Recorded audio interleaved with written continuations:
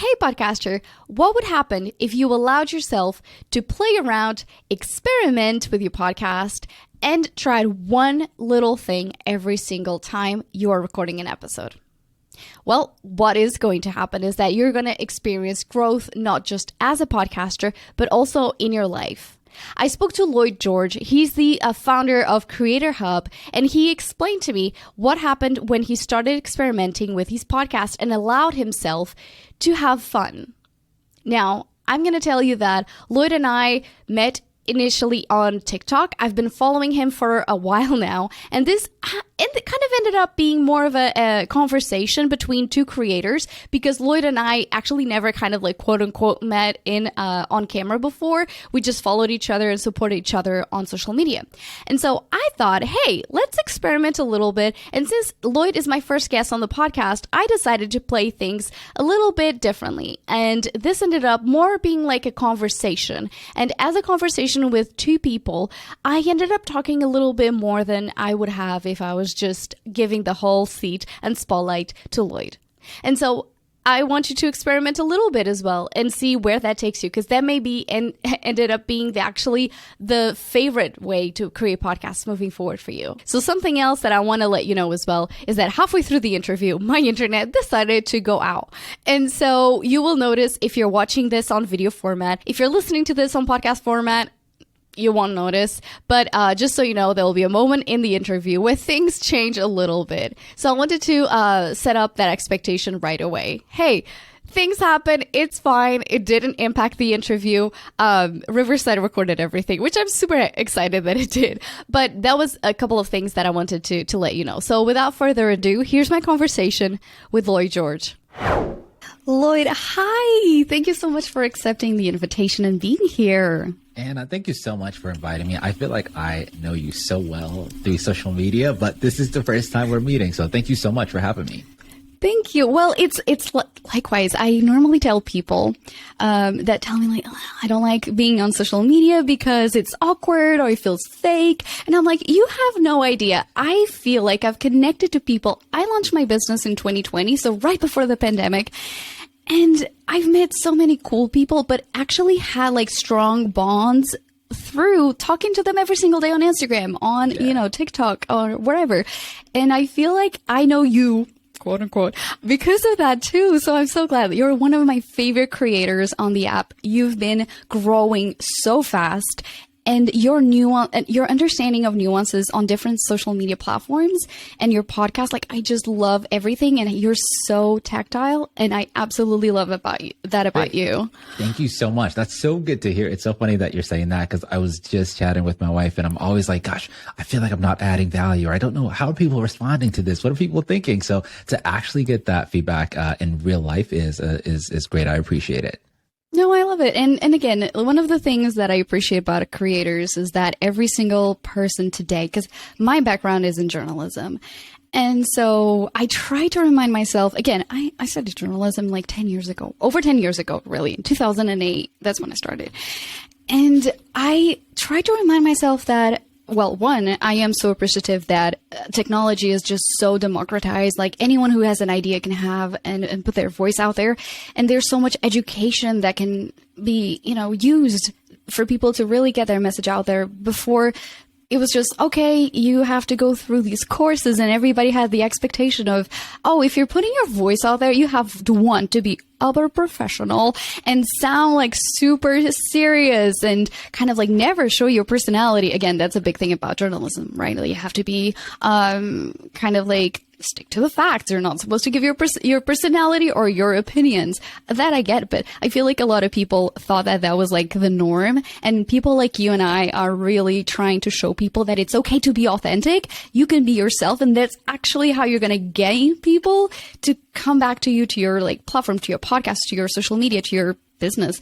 And so tell me a little bit about your journey, because you did not start as like the standard person who just like launches a project and is super successful. So tell me about that.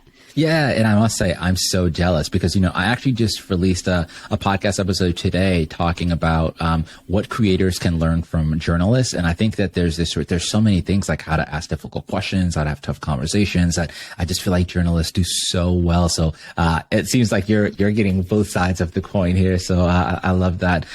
My journey creating content started in 2018 when I started my first podcast. I had been a consumer of podcasts since 2015. But in 2018, I decided, you know what, like, I think I could actually like make my own podcast. Like, I think I can do it. And even though I was really scared and it took me literally like almost like a year and 8 months to make the decision to actually start, once I started to notice that my confidence was increasing, and not just like in the realm of creating content, but just like across the board in my life, like what I thought I could do. That list of items started to grow, and I attribute that all to like starting creating content. And so it's been a wonderful journey so far. And because of like the impact it's had on my life, I've set out my goal to just inspire as many other people to start their podcast, start creating content, because the pros and how it could change your life are massive.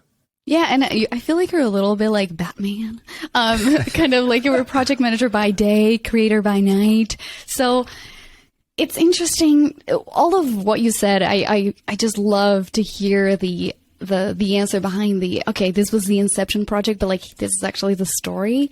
And I feel that you've been very authentic in how you lay out you're on your podcast. You're very, very true to, hey, this is what happened and I was scared and this happened.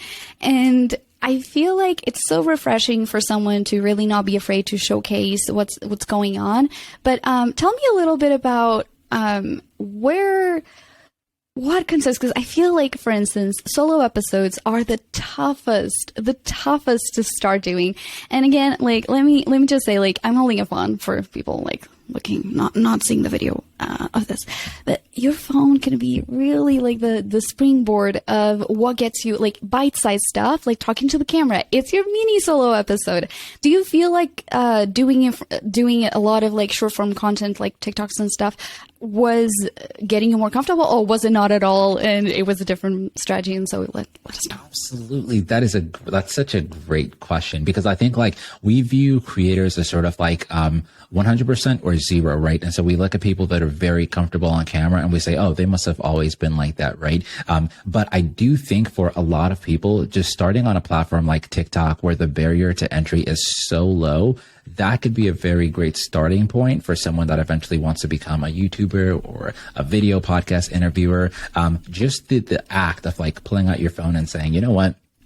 I'm going to record a 10-second video today. And if it does well, great. If it doesn't, I can do another one tomorrow. That's just sort of like the nature and the way TikTok operates. That methodology really helped me. When I started on TikTok, December 2021, that's kind of what I did. It's just like, hey, I'm going to do one video every single day. And I don't care if it does well. If it does well, great. But I'm just doing it to get better and improve as a creator. And that sort of like the confidence I've gained from that has given me the ability to go more into podcasting, to do video podcasting, to do brand deals. And at the time, I didn't have the confidence to do any of those things. So it's been a great starting point. Yeah, I love that you were one of these people that I started kind of like looking. And again, I feel like social media is great if you're trying to connect to other people. And scarcity mindset is your worst enemy. If you're literally looking at everyone else who's doing things on the platforms and you're like, oh man, because like, for instance, we have a common friend, Dylan Schmidt. Yep. He's a digital podcaster. Shout out to him. He is one person who I just started following from the beginning. He's a brilliant marketeer. I really love everything he does. And I remember at some point in my journey, I was like, oh my gosh, like, why am I bothering? Like, Dylan is doing it so much better. He's doing so good. And so I told him the same exact thing. I was like, you know what? Sometimes I don't create videos. I'm like, oh, Dylan just covered that today. Great. I'll just share that with my people. No need to duplicate efforts. I love that. Yeah, we're like, Dylan is like right now, like, why are my ears like so burning? And I'm like, for obvious reasons. But it's funny. I look at that and then I was like, no, like mental slap in the face. And I'm like, no, girl, like you are going to go and start a different twist. And just the way I deliver it is different than he delivers it. And so I feel like sometimes I use his stuff or like other people's stuff as inspiration and be like, okay, like that's cool. Like how can I talk about this differently? And if you have that mindset of like expansion, like everyone has a space for themselves and the whole industry will be able to accommodate every single one of this. And maybe collaboration is the way, right? Like that makes such a huge difference when you're starting off and not feel like you're like, oh shoot, like everyone's doing it better than I am. Yeah, that's a great point. And I don't know that a lot of people realize that this idea that there are enough people for us all and your tribe of people is already waiting for you to create. It's not like you're going to create and then those people are going to start to exist. They already exist. They're just looking for someone with your voice, your perspective. And the sooner you start creating, the sooner you'll find those people. But that's such a great point. And I meant, I feel like you do such a great job of creating content that I think resonates with people and truly focuses on like building a community. And I don't think that that's something everyone can do. Like, I think like being able to accumulate views on TikTok or Instagram or YouTube is not the same thing as getting someone to, follow you long term or really take a deep dive in your content or be willing to pay for a membership. And I think you do that really well. And so I'm just very curious if that's intentional, if you go into it with that sort of like expectation. My business has actually shifted a lot since I first launched in January of 2020. Initially, I was like, the podcast space is going to be the space for kind of like nurturing podcasters on how to start their show, whatever their budget. So it was a podcasting agency with a strong kind of element of education. And so I knew that in terms of standing out online or building a community, it would have to start with content creation. And so I was like, I don't feel like I came from like being a producer. So I was like, I don't want to be like the person in front of the camera. And so I was like, okay, I'll just like write articles and then like create. I'm such a creative person. So I was like, oh, let's, create Canva stuff and like Instagram posts that are like fun and bright and cute and whatever. And so I just took pretty much every element that I enjoy and I really focused on that. And I feel like not enough people do that. Like they don't ask themselves, okay, what is this about? What do I want to do? How is this one goal going to help me, like immediate term, long term? What's the process to get there? And to me, creating an impact from day one was always important. I worked in nonprofit world before. To me, community is huge. So I let that be very obvious in my content because that's me. And if you're going to, connect with that, you're going to connect with that faster than if I try to create content about like, what everyone else is creating or what I look around and be like, oh, that person is doing very well online. I have to replicate that. No, it's just like, okay, I'm taking inspiration from that, but I'm taking it and doing what I want to do. So from that like initial agency style, it turned more hybrid into like, just education, but I was like, I don't know, like what the path will be. And then I took a course on how to make a course. And it was so funny because I was like, okay, what do I actually love? I love talking about content strategy, like not just creating the content, but what is it for? Because to me, leaving a legacy is huge. Like, what are you creating? And not just like, how is that helping you today, but how is that making someone else's life better? I feel like when you put it like that, people resonate more because you're just helping other people. And so launched a course and I was like, it's done. It's like out there, blah, blah, blah. And I was talking to my business coach and when was this? I think it was like middle of the summer, something like that. And I was like, I have this idea of creating a membership and I want to hang out with people because I'm an extrovert and I run my business from home. And so I was like, I really want to like gather people and really help them like more like on a kind of a really tight basis, like really help them overcome things and feel like they're like in a safe space. And so I started talking to her in 2 weeks, Lloyd, 2 weeks, me having this idea. I talked to my business coach. We're just like, kind of like shooting ideas up in the air. And she goes, oh, okay. Like how about podcast friends and trends? And no, she just said friends and trends. And I was podcast friends and trends. And so it just literally. Thank you for everything. I'll talk to you next week. Yes. I was like, we have to stop off this call. I have to go and start doing things. Right. And I started like talking about it to people because again, friends, as in like setting up a community, because podcasters, it can become so lonely. Yeah. And this is the thing that I want everyone to know. When you're creating content, you are actually a leader and kind of I would say like a person in your community who is standing out. Like if you're a podcaster listening to this, tell me how many people in your circle of friends or peers actually have a podcast? Right. Not many. And not enough people give themselves credit for that. Like it takes a lot of courage, but also like it takes a different type of person. Right. So these people are creating podcasts. You know, long term is the actual impact of your show. So you have to stay at it for a long time. Like, I mean, you feel probably like every now and again, you're like, oh, I'm so done with this. Like, yeah. I want to talk to other people who have the same struggles. Yes. So I was like, let's create an accountability for that. So people come and share. And then the other part is trends. And so I feel like people come to me like, hey, I have this issue. And I was like, oh, there's this thing that is new. They should check. And so I really merged the best part of what I wanted to talk about, how I wanted to support people. And it's really like group coaching, but it's fun, like to make it like super chill. And I'm allowing myself to be super imperfect. Everyone's like, when did you launch a membership? And I literally was just like, oh, I need a sales page. Boom, boom, boom, boom. Do the sales page. Oh, I need to find a way to get people to sign up or whatever. Okay. And then maybe Teachable. Okay, maybe Zoom. Like I literally did the whole thing like this. And I am such a quote unquote perfectionist. I don't think I'm as perfectionist as anyone else, but I have high standards of work ethic. And so to me, that was like exactly like, would you have imagined that in 2 weeks I was like, I'm going to figure it out and put out some there. As soon as I have one person sign up, it's going to go. Like, yeah. I so relate with that, especially like the overthinking aspect of it. And I'm very much like no, we need like, what's the platform? Let's figure out weeks on the platform. So to hear you say that, I think really, really resonates. I love that approach. And I think we share a lot of similarities in terms of passion for like trends and just, I think, community, especially when it comes to podcasting. And so I love the space you're building. And, I think that's maybe one of the things I think I could have done differently. Like when I started on TikTok last year, I don't necessarily think I was prioritizing community, but that certainly is like a big focus for me this year. That's awesome. But it's funny, like I feel like in terms of community, I have my community more on like DMs, and it's more of a really intentional. I try to become as approachable as possible. I want people to really talk to me and feel like, again, on Podcast Movement, which by the way, we were both at last summer. Apparently we missed each other. I don't know how. Yeah, literally. Yeah. I agree. I was so bummed to find out you were there as well. It was silly, but 2 people came to me because they're like, oh my God, you're NX Saver. And I'm like, first off, I'm like, wait, what? I'm being recognized? Right. Like people in the industry, and they were like, I love your content, blah, blah, blah. They felt like they could approach me because I was approachable, because they felt like I was like, yeah, like she's going to be nice.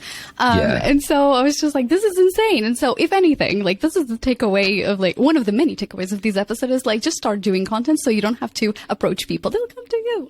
Yeah. And I think that's like a content creator's dream. I think we're all, everyone wants to get there. I just don't think people know, like, and that's what I meant to ask. Do you like, talk to me about having a business coach, why you decided to get one, and what that's been like. Well, it's like one for all of my women out there, Lloyd.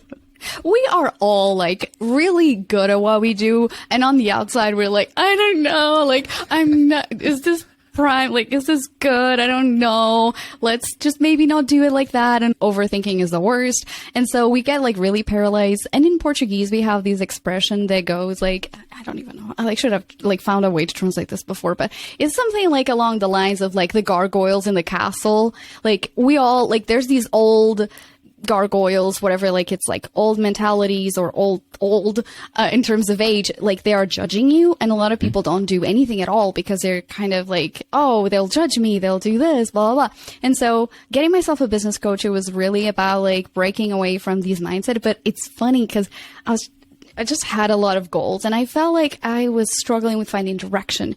And I'm someone, I will ask for help. I will not figure it out by myself. I'm like, okay, like, do I know someone who knows how to do this better than I do? Yeah, let's collaborate. Let's figure it out together. Let me ask you. And I felt like that, to me, it was a big thing. It was just figuring out, like, what do I need help with? Where do I need to, like, polish?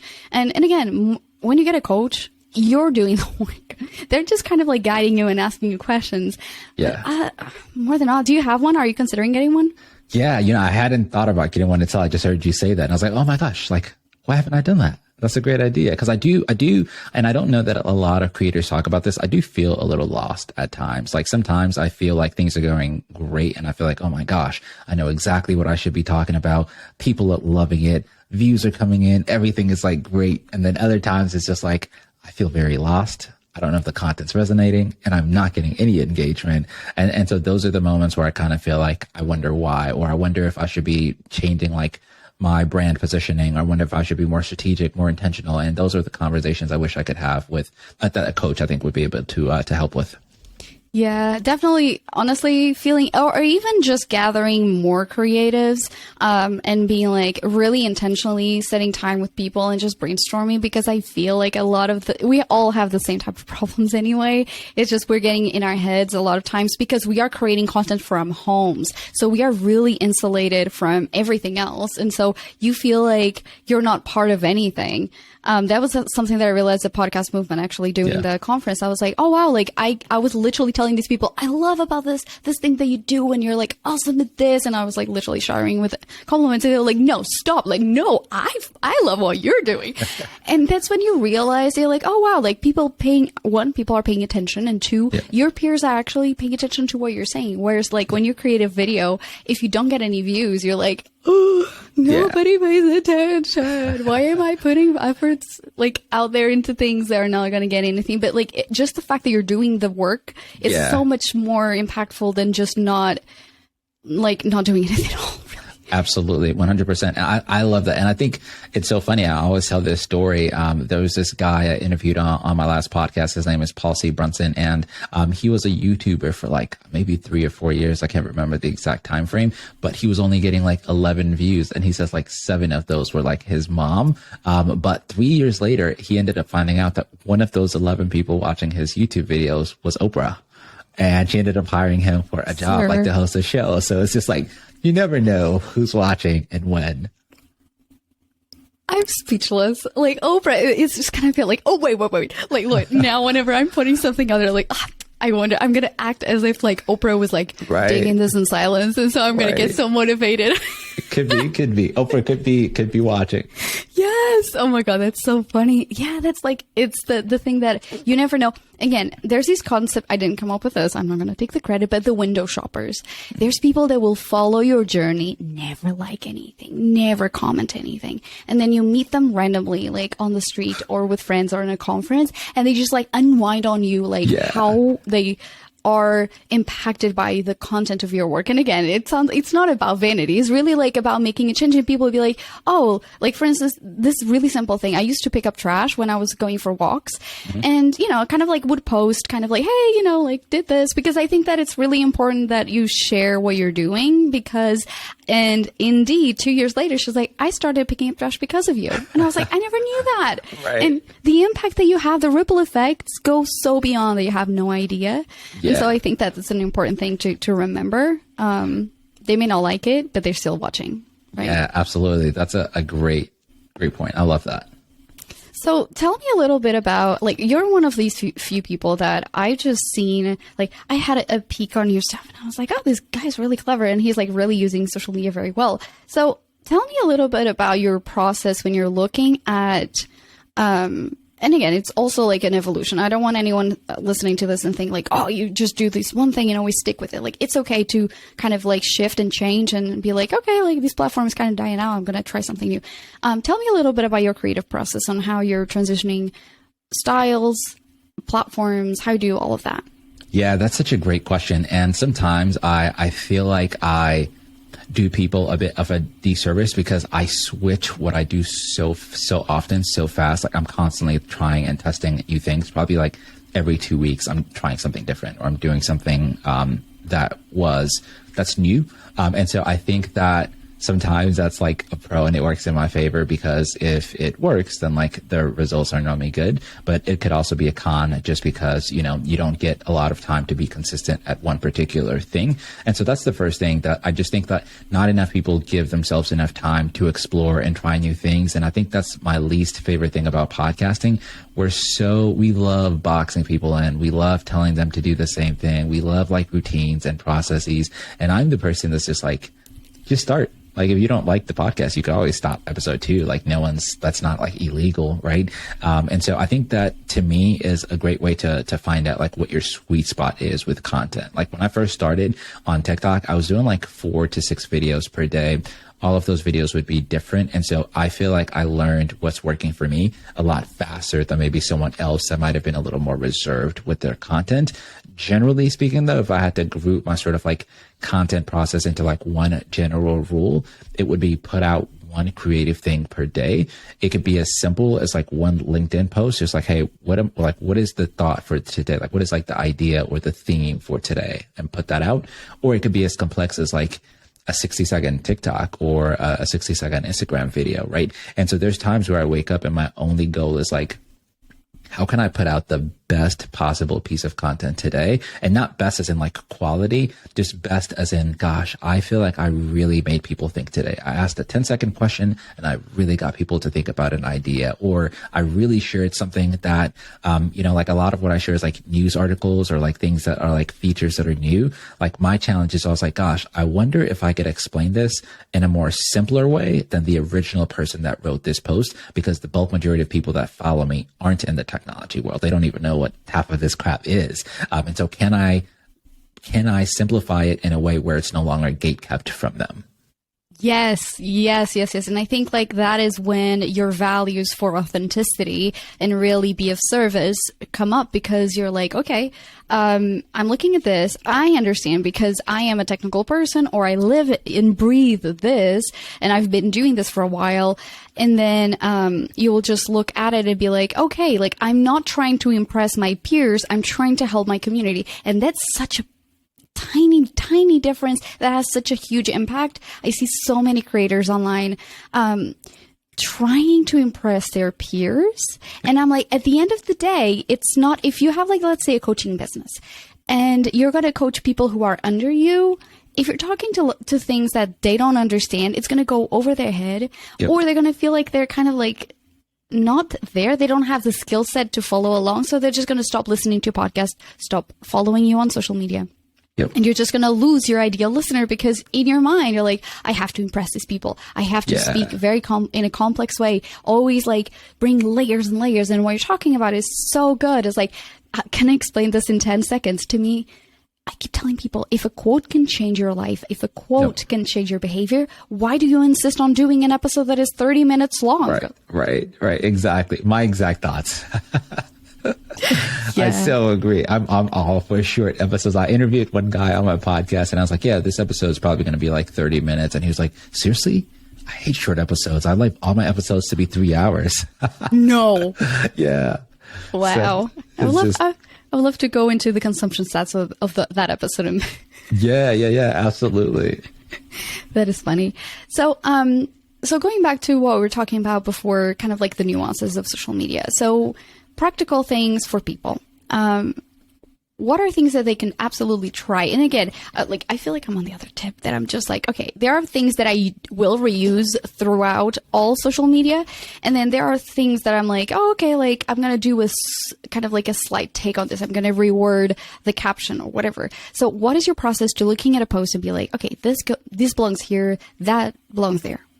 Alrighty, time to share some controversial thoughts. I hear a lot of people say that like if you create on TikTok, then you might as well share it on YouTube Shorts, and you might as well share it on Instagram, because you already have the short form content, which I don't think people take into account that all these platforms are actually very different. And when I'm just like consuming, just like personally, when I look at what like goes viral on Instagram, it's normally shorter form content, like 10 seconds, 15 seconds, that sort of stuff. When I see what goes viral on TikTok, it's a lot more diverse. Like I've seen 3-minute videos go viral if it's a cool story. I've seen 10, 20, 30 seconds, but there's also a lot of intentionality that's required. For example, on Instagram, you can get away just posting a cool quote that's 10 seconds long or 8 seconds long. On TikTok, you probably need a hook. You probably need to keep people engaged every 3 seconds. And so just like the idea that you can just take one piece of content and share it across all clips, I just don't think is like actually true. I think it makes sense, like logically. I just haven't seen it work. That said, I do it like just because like, why not? But I'm also very like realistic about the fact that this might perform well on YouTube and not TikTok, or perform well on TikTok and not Instagram. And so I think for me, if I was going to give advice to anyone creating short form content, it would be choose the platform that you want to be successful on. And then the other platforms that you repurpose your content, know that that's just secondary and highly unlikely to help you. And so if it's YouTube, for instance, there's the amount of effort that you have to put into just like optimizing your content on YouTube alone, the amount of trends you have to be on top of, the amount of information you need to understand the algorithm.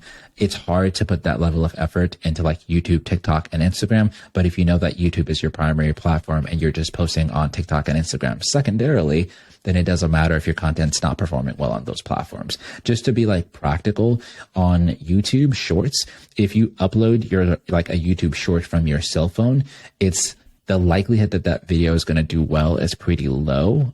But if you upload it from your desktop, you have the ability to add what's called tags and a description that is about, I think, 4,000 characters. I can't remember the exact length. Yep. And so just, I made that small tweak about 2 weeks ago. And I've now seen some of my shorts go up to about 1,900 views on average, even though before they were at about 300 views. And so just like that level of like detail and having to learn new things every day, it's hard to do that across 3 different platforms.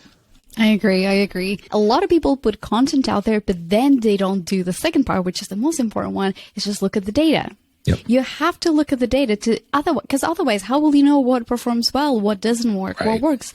Like, it could be that you realize that these one kind of like series that you did actually took off, and like, okay, do more of that. Maybe do podcast episodes about that. Can I just add one last thing on the last point? You made a very good point about analytics. And I wonder sometimes if like people know they should check their data, but they don't know how. And so I wanted to ask if just you had like one tip on like practically what people can do just to like start, like people that aren't technical, on just where they could start exploring their data.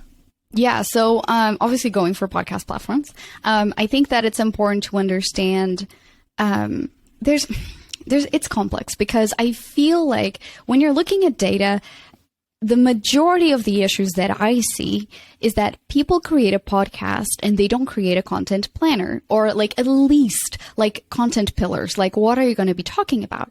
And people then want to use the podcast as a tool to sell their business. But what they offer and what the podcast offers as content does not match. It does not align. And so you're going to look at episodes, and then there's like all of these like episodes that are super, super good that people give it a go and tried something new. And they're like, I don't know why this worked. And I'm like, well, actually, because you were talking about something that is actually your area, the things that you really love. Yep. And they're like, oh, yeah, like the energy resonated, or maybe they were more excited about it and shared it more online. And therefore, that's why people actually came back and listened more, or because they actually picked a guest that was super good at sharing stuff. Yeah. But to actually answer your question, it's like really understand it's not just metrics. It's like, why does that matter? Yep. I think looking at episode downloads the numbers themselves don't matter. What you want to look at is trends. Yep.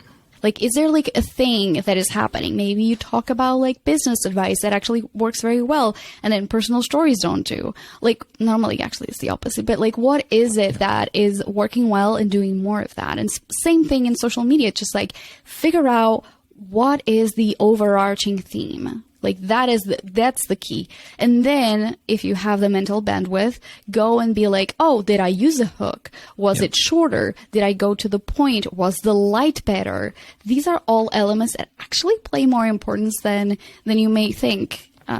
What are the metrics that you focus on normally? I love that. And I think you hit that like right on the head. If I had to add anything, I would say for me, I agree, like podcast downloads. And I think, again, same thing. I'm looking for trends. The biggest trend I look for is what is going to increase the number of people that listen within the first 7 days of me releasing it. And I test different things. So for instance, my podcast downloads actually aren't that much, probably because I haven't been consistent last year, but about maybe a month ago, I was getting, I think, like 50 downloads per episode in the first 7 days. And so every single week I've made one tweak. For instance, the tweak I made this last week is, I'm going to like send an email out whenever I release an episode. And then I'll say like, great, that's the tweak I made this week. Let's see now within that 7 days what happens. And if it goes up, then I know, oh, that did make something. And so now I'm almost at like 90 downloads per week within the first 7 days of releasing.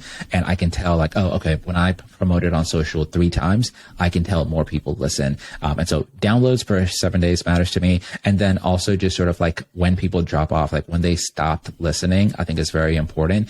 Just because with YouTube videos, we're very comfortable optimizing, like how can we make this entire 8-minute YouTube video interesting? But I don't know that we do that with podcasting. And it's like, we don't have, like, not everyone needs to do that. Like, I love when people just have conversations and it's just like, you know, if you're interested in being a fly on the wall on this conversation, great. But, you know, if not, great too. But for people that do want to further optimize and do want to keep people on there listening as long as possible, that's a metric I'd be paying attention to. I love that. Yeah. The amount of times I told podcasters like, hey, do you actually know how much people listen to? They're like, oh, is that a metric? I'm like, let's look. And we noticed that micro episodes were the jam. They listened to the episode multiple times. I'm like, okay, if it's over 100%, it means that they were listening to the episode multiple times. If it's under, you know, if it's 80, it doesn't really like make a difference. But if it's like 30%, 40%, like you really look at that and you're like, yeah, like I need to make shorter episodes. Also, shorter episodes are easier to make. They take less time. So why wouldn't you do something like that? In fact, I think like we should do this interview split in 2 and then tackle other topics, because I feel like that would be really cool to do like 2 segments. And that's one of the things that podcasters don't think about, and content creators, they want to cram everything into one. I'm like, why would you spend 40 minutes talking to someone when you can create an episode that is 30 minutes and 20 minutes or 30 and 10 minutes? It's like more weeks, you can milk more content. Yeah. And can I just add one last idea that I heard from one of my friends who, he gets about 2,000 downloads per episode, within the first 30 days of him releasing.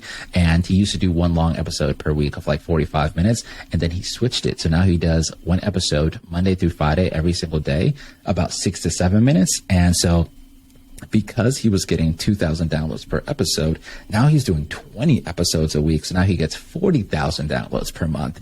So he's able to monetize his podcast using Anchor, which, you know, is just like, that's really cool. That's a very strategic way to increase the number of downloads you have. Yeah, I really, really like what you're saying. It's just like, hey, try different things. Let's see. But also like, just what will happen if you dedicated more time? Like maybe the reward would be bigger. So creators specifically need more people like you, because I think a lot of the content out there, even a lot of the content that I make, is very much like, hey, start your podcast. Just start. But once people actually start, I don't think there's enough people talking about now what? Like, how do Lloyd told me to just start with no plan. Now who can help me create my content strategy? And I think that's where people like you do such a great job. Yeah, well, thank you. Yeah, I think that long term, it's important for people to not get stuck, because I hear people, and you hear people probably, who've been telling you for 2 years, I want to start a podcast, but I need to get everything right. Yeah, and you're like, man, I cannot. Just shut up. Either start or because it's like you're not getting anywhere. So, all right. So I want to really ask you like the actual most practical tip that anyone can do and follow today, and what is like an advice that is kind of BS and you were like, let's talk about this, drop that. Yeah, that's such a great question. I'd say the one practical tip for someone that does not have a podcast yet is to download the Anchor app and start recording their podcast immediately. And I get a lot of pushback from people in the podcast industry because they don't like the Anchor app, which Sure. But I think that my main goal is just like the people I'm talking to are not trying to like win an award. They're just trying to like improve their confidence enough to actually find out like, do I like podcasting? And I think the Anchor app lowers the barrier so much that that's like, you could start tonight if you wanted to, right? And so I love that. And then I think that this advice I've heard that is BS is just that if you are not sure that you're going to be consistent with a podcast, then it's not worth starting, which I completely disagree with. No one says that like, you know, if you're not going to be a multi-book author, don't write, right? It's just like, this is a journey, a creative journey of exploration. And the more you'll do it, you'll find out if you like it and not, but you'll never know if you never try. My life personally has been changed. Someone paid me $3,000 to record a 30-second video. And it's like those types of opportunities that I don't think I deserve have come just from me like posting content online, creating a podcast and having people. I've had someone offer me a job for my podcast. And so I just think for a lot of people, podcasting could change their life. I love that. And we'll have to have a podcast episode just about that, like ways that you leverage your online presence and including your podcast and how to grow. And especially like you got a really amazing gig coming up. So we'll definitely have to talk about that because I think people normally look at like, you have to know people or you have to like spend years in production in order to like get great opportunities. And I think you broke the mold in that. And I think that is really, really important that we talk about it. This has been such a joy to talk to you. We'll have to do a part 2. But let's tell people where to follow. What are the things that they need to know? Anna, thank you so much for having me. I've loved this conversation. People can find me at Lloyd, not George, on all social platforms. And that's my website as well. My first name is Lloyd and my last name is George, but people call me George. So my handles are lloydnotgeorge.com. It's also at Lloyd, not George on all social platforms as well. Awesome. And then in the show notes, I'll have the links to everything so that people can go directly there. So thank you so much. I appreciate you and I cannot wait to see where you're headed next. Thank you so much.